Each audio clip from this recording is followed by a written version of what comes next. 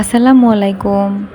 রাজিয়াস কুকবুকে আজকে আপনাদের জন্য নিয়ে এসেছি আলু দিয়ে পাঙ্গাস মাছের একটা ভুনা রেসিপি। অনেকে কিন্তু এই মাছটাকে নাক সিটকায় খেতে চায় না, কিন্তু একটু ভালো করে যদি এটা রান্না করা যায় তাহলে কিন্তু আমি বলবো আইড়, তারপরে বোয়াল এ ধরনের মাছের মতো এটা টেস্ট হয়, কিন্তু রান্নাটা ঠিক পারফেক্ট হতে হবে। তো আজকে সেই রেসিপিটাই আপনাদের সাথে শেয়ার করব। চলুন খুব বেশি কথা না বাড়িয়ে রান্না শুরু করি। প্রথমে আমরা এখানে প্রায় ৭-৮ পিসের মতো এরকম মাঝারি সাইজের মাছ নিয়েছি। এটাকে খুব ভালো করে গরম পানি, লেবুর রস, তারপর লবণ দিয়ে প্রায় ৭-৮ বারের মতো ধুয়ে একদম সাদা করে ফেলতে হবে। এটা কিন্তু অবশ্যই দরকার, নইলে মাছে দেখা যায় একটা আষ্টে গন্ধ থাকে। তারপর পানি ঝরিয়ে তার মধ্যে এই যে ১ স্লাইস লেবু, পুরো রসটাই কিন্তু আমরা এটার মধ্যে দিয়ে দিলাম। প্রায় ১ টেবিল চামচের মতো লেবুর রস হবে, ফ্রেশ লেবুর রস। তারপর হাফ চা চামচের থেকে বেশি এখানে দিয়ে দিলাম লবণ, আর প্রায় ১ চা চামচের থেকে একটু কম দিয়েছি মরিচের গুঁড়া, আর হাফ চা চামচের মতো হলুদ গুঁড়া। এখন সব কিছুকে ভালো করে আমরা একটু মেখে নেব। হাত দিয়ে একটু ভালো করে এভাবে মশলাগুলো যেন ঠিকমতো মাছের সাথে মাখানো হয়, সেজন্য এটাকে ভালো করে একটু এভাবে মেখে নেবেন।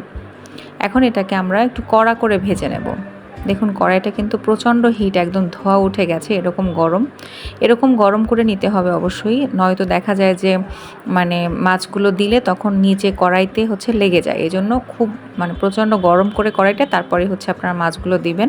তারপর দেখবেন এমনিতেই মাছের জন্য এটার তাপটা কমে যাবে।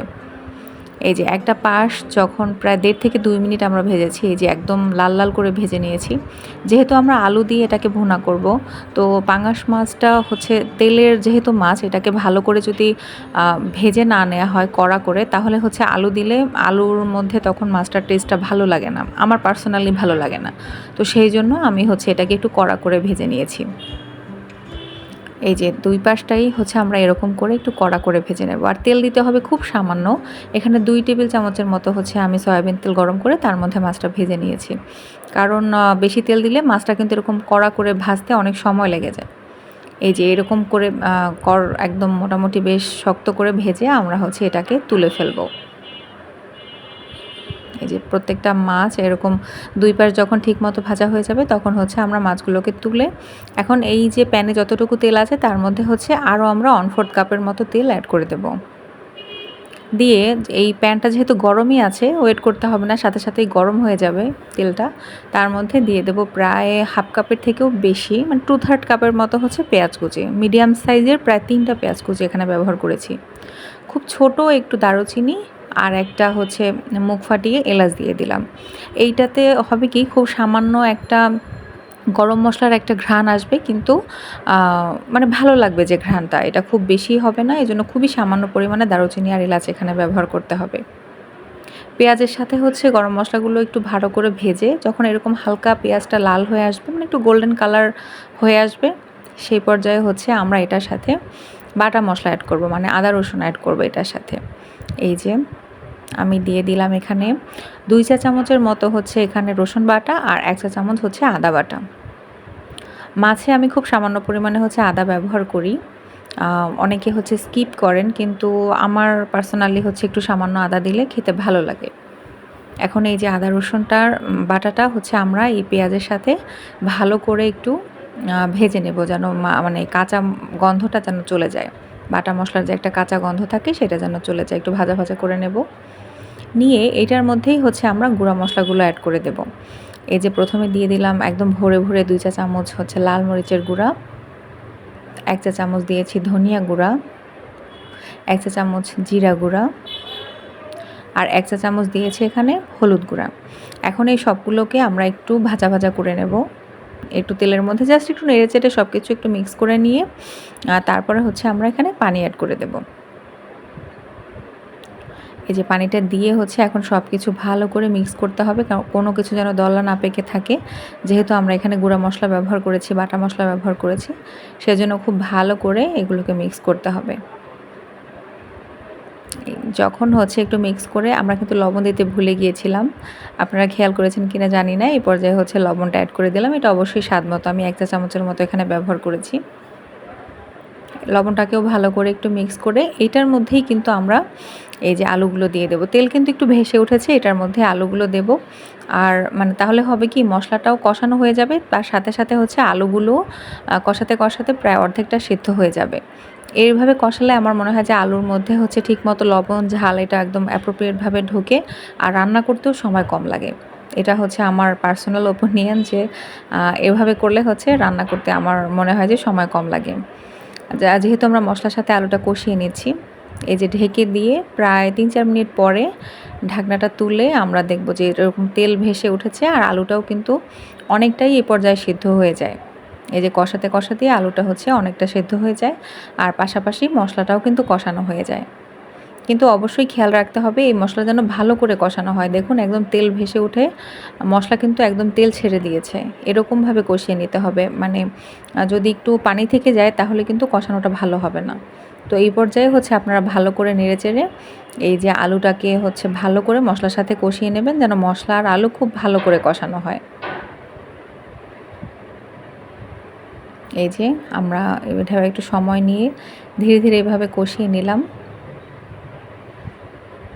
এখন হচ্ছে আমরা এটার সাথে ঝোলের পানি অ্যাড করে দেব। এই যে কষাতে কষাতে দেখুন একদম ভাজা ভাজা কিন্তু হয়ে গেছে, কোনো পানি নেই, একদম কড়াই থেকে সব কিছু মশলা আলুর সাথে মেখে মেখে গেছে। মানে খুব ভালো করে সময় নিয়ে এ পর্যায়ে একটু কষাতে হবে। এখন অ্যাড করে দিচ্ছি হচ্ছে পানি। প্রথমে 1 কাপের মতো পানি আমরা এখানে অ্যাড করলাম। এখন পানিটা দিয়ে হচ্ছে এটাকে আবার ভালো করে একটু আলুর সাথে ঝোলের সাথে মিক্স করতে হবে। দেখুন খুব ভালো করে একটু মিক্স করতে হবে।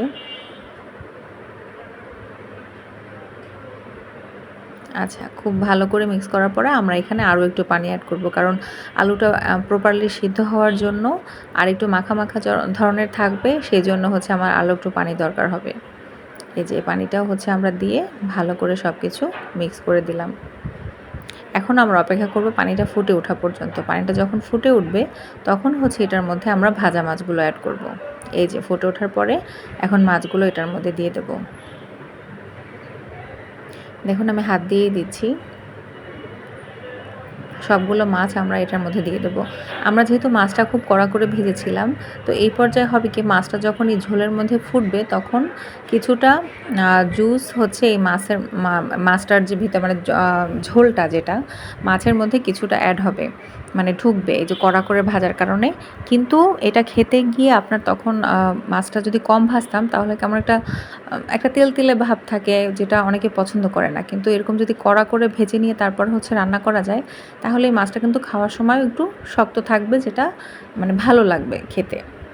আলু দিয়ে রান্না করলে অবশ্যই এভাবে করবেন, আর আলু ছাড়া করলে হচ্ছে এত ভাজার দরকার হয় না, আরও একটু কম ভাজলেও হয়ে যায়।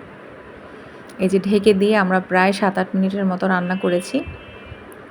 এ পর্যায়ে কিন্তু আলুটা প্রায় গা মাখা হয়ে এসেছে। দেখুন মাছের সাথে আলুটা প্রায় গা মাখা হয়ে গেছে। এ পর্যায়ে কিন্তু একটু আস্তে করে আলতো হাতে নাড়তে হবে, কারণ মাছগুলো নরম থাকবে এই সময়ে। আলুটা কিন্তু প্রায় সেদ্ধ হয়ে গেছে, আর 1-2 মিনিট রাখলেই হচ্ছে আলুটা পুরোপুরিভাবে সেদ্ধ হয়ে যাবে। এই পর্যায়ে হচ্ছে আমরা অ্যাড করব বেশ কিছু কাঁচামরিচ। এই যে দেখুন কয়েকটা কাঁচামরিচ, এখানে 4-5টার মতো কাঁচামরিচ নিয়েছি। আমি 3টা কাঁচামরিচ হচ্ছে চিড়ে দিয়েছি, যেভাবে মাঝখান দিয়ে 2 ভাগ করে দিয়েছি, আর 2টা কাঁচামরিচ আস্ত রেখেছি। আপনারা চাইলে পুরোটাই হচ্ছে মানে কাঁচামরিচ ফালি ব্যবহার করতে পারেন, তাহলে ঝালটা কিন্তু বেড়ে যাবে। আমি চাচ্ছি যে একটু ঝাল থাকবে আর একটু হচ্ছে ফ্লেভার অ্যাড হবে, এই জন্য 3টা কাঁচামরিচ হচ্ছে আমি মাঝখান দিয়ে ফেড়ে দিয়েছি, আর 2টা কাঁচামরিচ আমি এখানে এভাবেই মানে আস্তই দিয়ে দিয়েছি ফ্লেভারের জন্য। এখন মিনিট খানেকের মতো ঢেকে দেব।